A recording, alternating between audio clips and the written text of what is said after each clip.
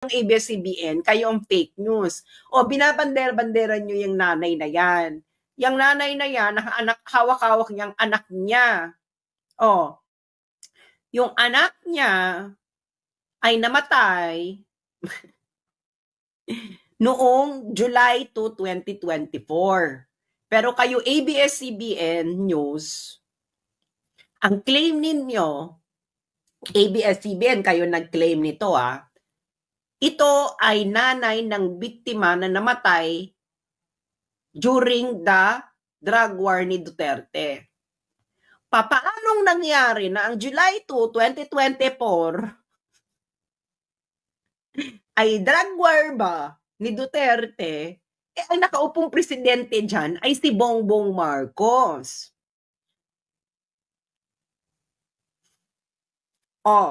Aling Sheila, mahiya ka naman sa anak mo. Patahimikin mo na ang kaluluwa, ginagamit mo pa para magkapera. Nategi na yung anak mo. Ewan ko kung paano nategi yung anak mo, no? Gusto kong, meron ba ang nakikinig sa akin kapitbahay ni Aling Sheila? Kasi tuwing may mga ganyang victim, eme-root, ang pinakamaganda is kausapin ng mga kapitbahay. Kasi ako ay lumaki sa community na parang ganun tong community nila na close-knit, na may looban, ganyan. At alam nila ang mga hilatsyan ng mga itong binabandera, mga pagmumuka. Kaya gusto ko makausap ang mga kapitbahay. Kapitbahay ni Aling Sheila, meron bang nakikinig sa akin kapitbahay ni Aling Sheila? Gusto kitang makausap. Sino ba tong anak niya na ibinabandera niyang biktima daw nung drug war ni Digong? Na binabandera ng CPP-NPA ni Attorney Conti. Tigilan mo ko, Attorney Conti. Member ka ng CPP-NPA. Ano yan, nominee ng Makabayan. So, ginagamit ito ni Attorney Conti na nominee ng Makabayan Black. Ginagamit mo sila. Tapos, ang kapal pa ng mukha ng sabi ni Attorney Conti, pag tinotroll daw ang victims ng drug war, lalo daw makoconvict si Digong. So, para mo na rin sinabi na yung ICC court ay kangaroo court nga. Ano namang pakialam nila dito sa anak ni Aling Sheila na namatay ng July 2, 2024? Yung kaso doon, yung kaso doon ay hinaharap ni Digong 2011 to 2019. Tapos 43 pa. Papunta tayo dyan sa 43 number, Ginamit mo, Aling Sheila, yung anak mo, hindi ka na nahiya. Mga kapitbahay ni Aling Sheila. Hindi ako gusto kong i-verify. May mga unverified kasi yung sinasabing kung paano nategi yung anak ni Aling Sheila. Ngayon, ang malinaw dito, ang anak ni Aling Sheila na binabandera ng Makabayan Black na biktima daw ng drug war ay namatay nung binuro nung July 2, 2024. Ano yan, Aling Sheila? Daig mo pa. Ang tagal namang lamay niyan. Ang tagal namang lamay niyan kung namatay ng war, kung nategi ng war on drugay. So, madaling salita, dapat ang sinisisi mo dyan, Aling Sheila, si BBM. Pero bakit ayaw pasisi ng Makabayan Black si BBM? Yun ang tanungin ninyo, mga sundalo at mga pulis. Bakit ayaw mention ng Makabayan Black na ang anak ni Aling Sheila ay nategi nung panahon ni BBM? Hindi pa rin natin alam kung paano nategi. Pero alam natin, ginagamit ito ng Makabayan Black sa kanilang propaganda. This is all propaganda. Okay. Next. Diyos ko doon. Ewan ko sa inyo ba, kayo mga NGO, nangangailangan na naman kayo ng pera. Pag NGO, mukhang pera yan. Hindi naman nila sariling pera yan. Okay? Kailangan nila ng funding. Kaya kailangan nila namang eklabo na ganyan. Okay. Sa Canada, Inquirer, isa pa kayo. Sabi ng Inquirer, Phil-Canadian groups welcome Duterte's ICC arrest, call for justice. Tapos, ang isang litratong nandun ay si Jennifer Laude. Si Jennifer Laude po ay hindi po ito nategan ng war on drug, during the war on drug. Si Jennifer Laude po, ito po ay panahon ni Pinoy, ang nakategi po dito ay isang Amerikanong sundalo. At ang kwento dito, kaya ito'y nategi dahil hindi dun sinabi sa sundalo na meron pala itong Nutribam. Hindi niya sinabi sa sundalo bago sila magtorjakan na meron siyang Nutribam. Oh. Ateng, hindi ba? Oh, may Nutribam ka. yung otoko lasing. Yung otoko ayaw nang may Nutribam. Biglang habang sa kainitan ng panahon, lumabas si Junjun.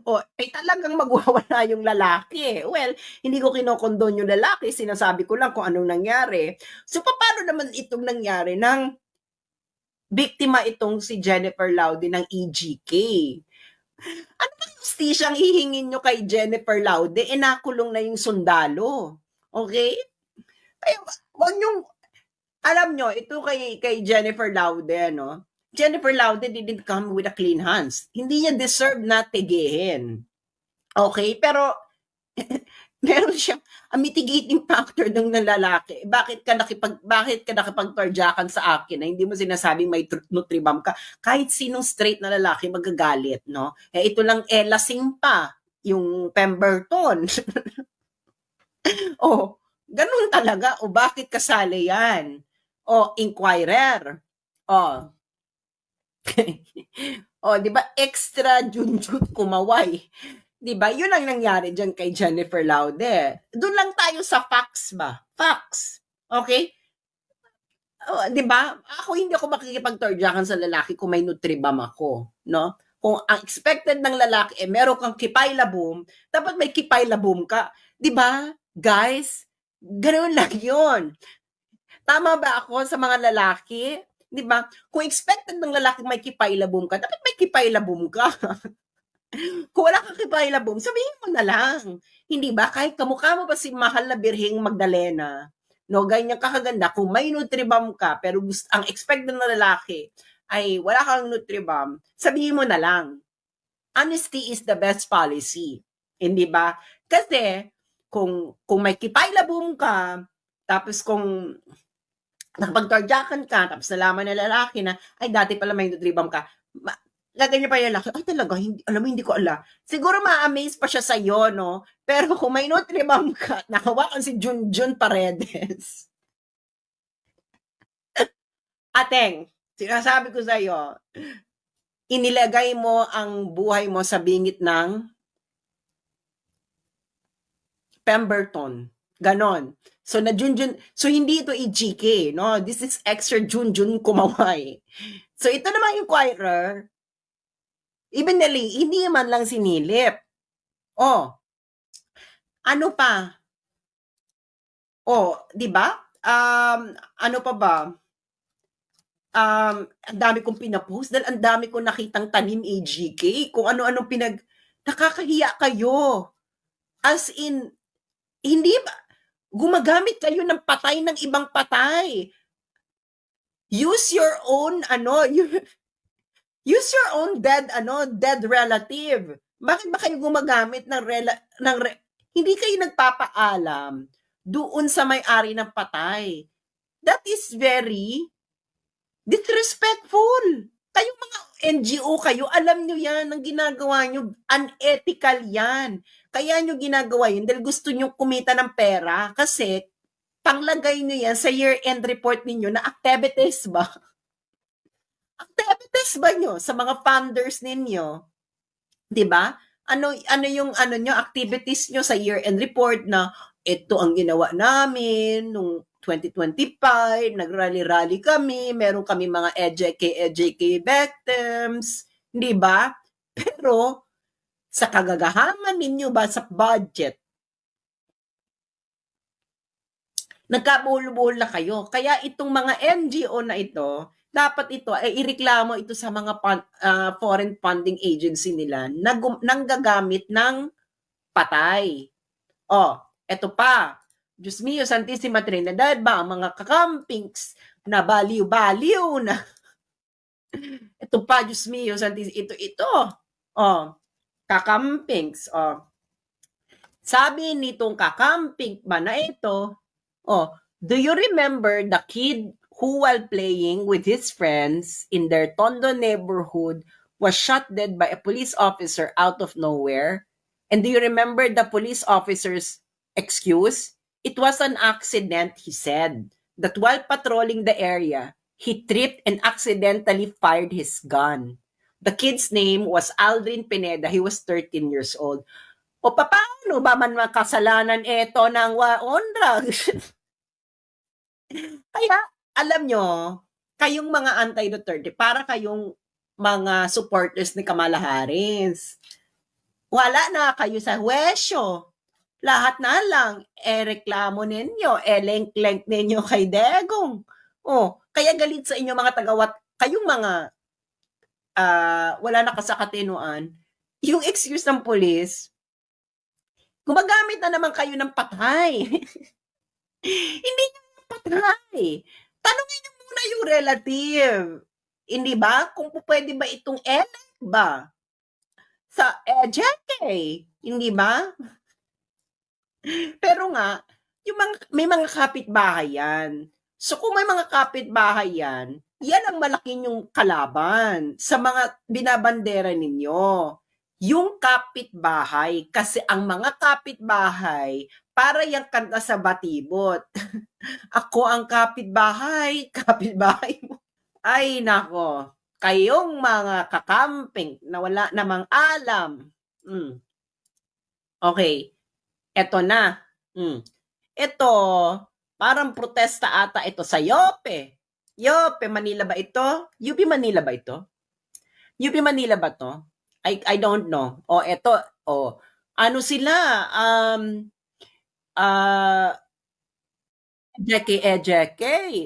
EJK ba? Okay, una-unahin natin.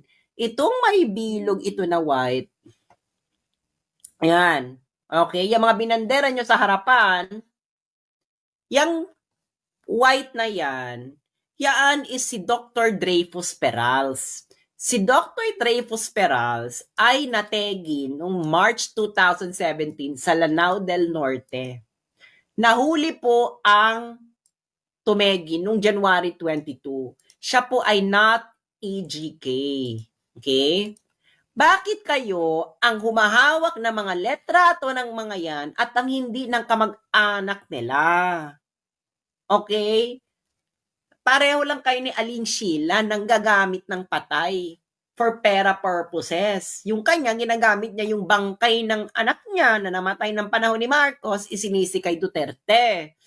Itong green na ito, yung hawak-hawak niya yan ay si Dr. Winston Andutan.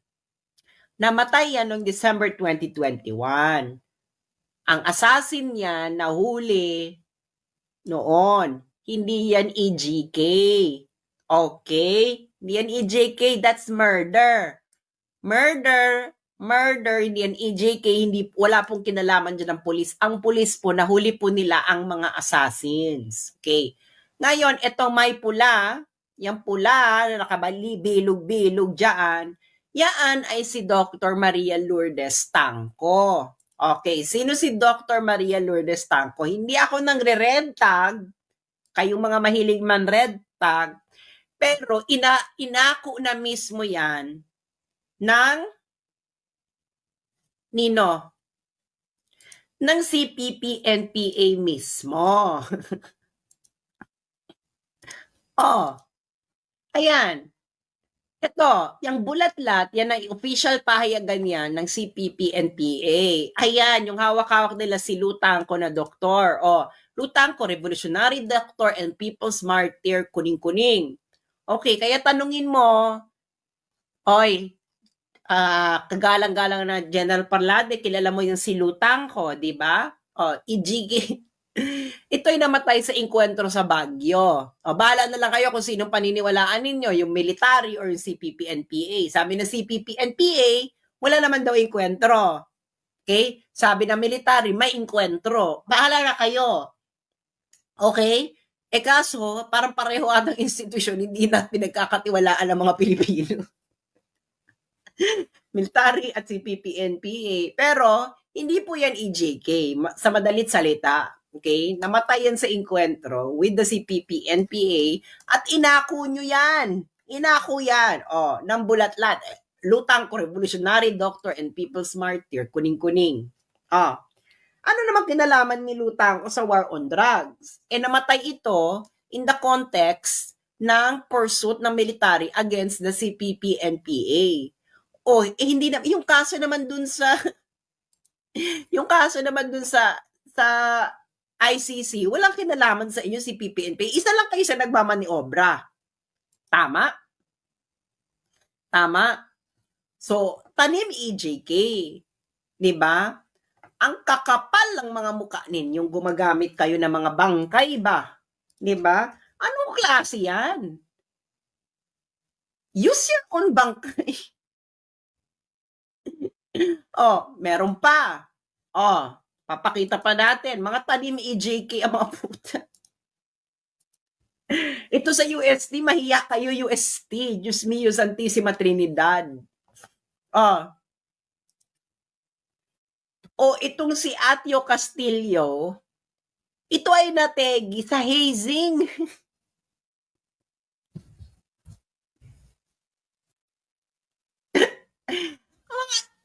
Yung estudyante ba mga UST, ano ba kayo, mga bangag ba kayo, mga darlings? Diyos mio, girl, nakapagpa-false eyes ka, putok na putok ang eyelash extension mo. Nakapag-do-eye ka, ano ba yan?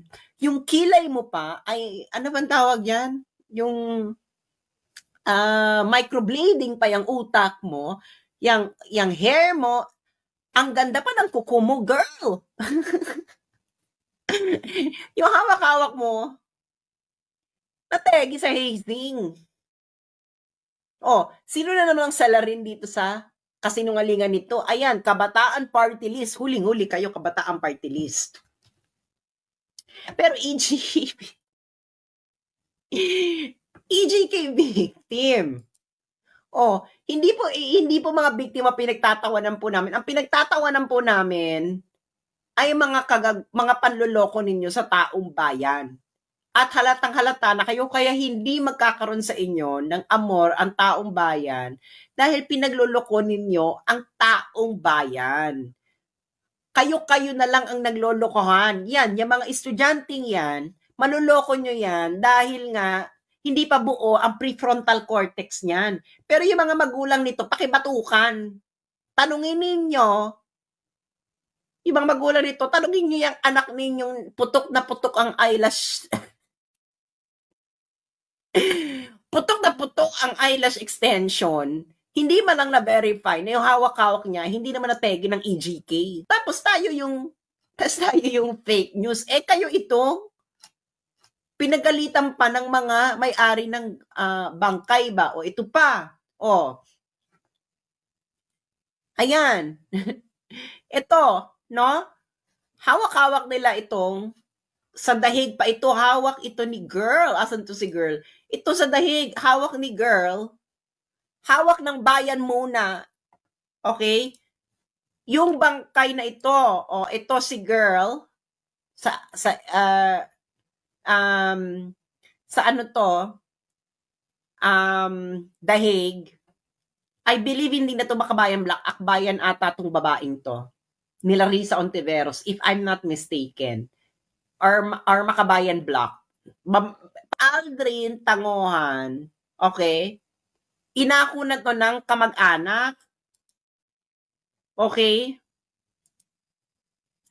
Siya ay nategi, hindi po ng war on drugs. Sinabi na ng kamag-anak, ayan, kamag-anak na mismo, umako, hindi kayo nahiya. Sabi ng kamag-anak, gusto ko pong sabi niya,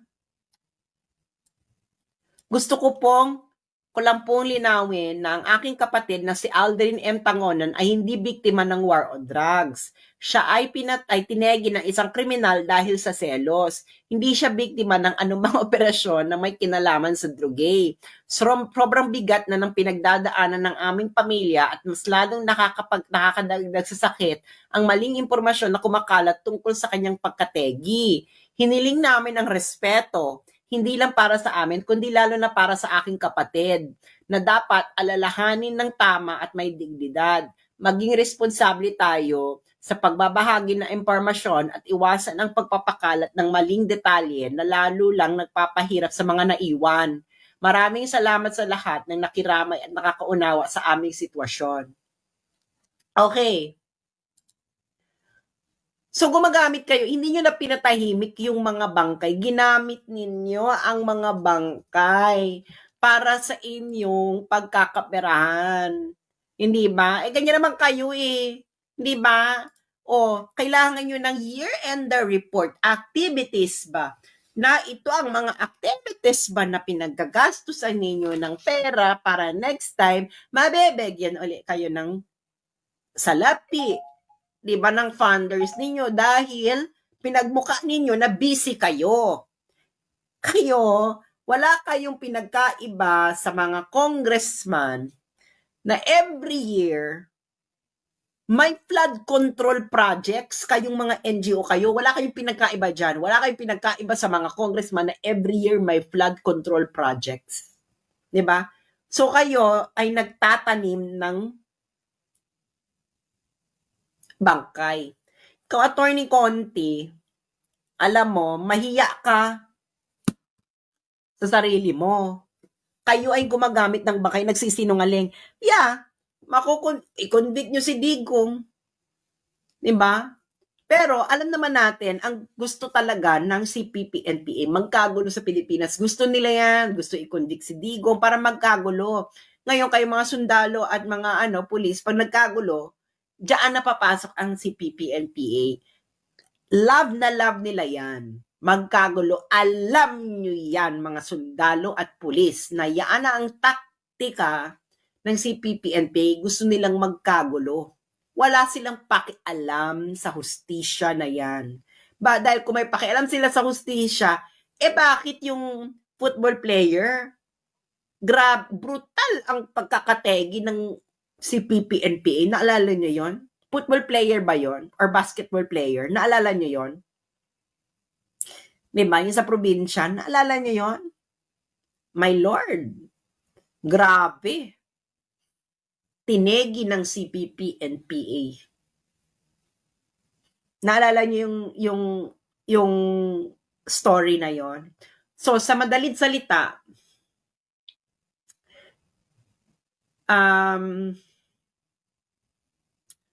tibayan nyo yung loob ninyo, no? Lalo na yung mga taga-Wakanda. Hindi pa to tapos. Si Absalon ba yon? Tamasbate, football player. Anong pangalan na? He was Viking. Tinegi yun ng CPP-NPA. Kapal naman ang mukha ng CPP.